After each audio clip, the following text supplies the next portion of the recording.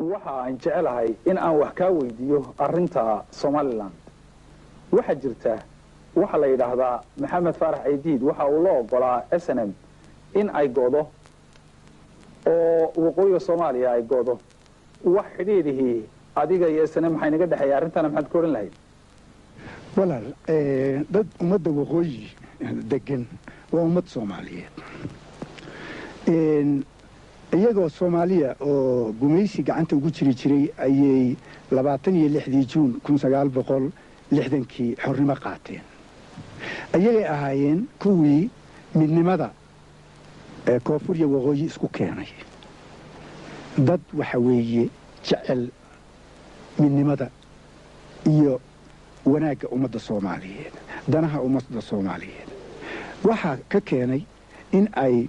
ka baxaan ku dhawaaqaan goosasho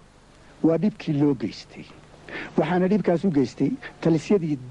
soo xukumi jiray dalka 60kii markii xornimada la qaatay intii ka dambeysay cadaalad darro ayay tirsanayaan way ku dhacday waliba ma tirsanahayaane mid cad baa ku dhacday burbur baa loo geystay naf iyo hantiba niyadoodii baa la burburiyey maantay marka ma taalo hadalku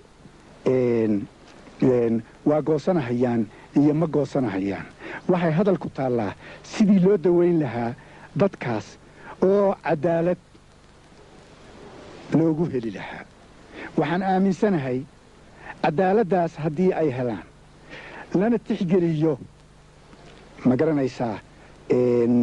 cadaaladda ay doonayaan oo loo guntado sidii loola hadli lahaa wadahadallo loola furi lahaa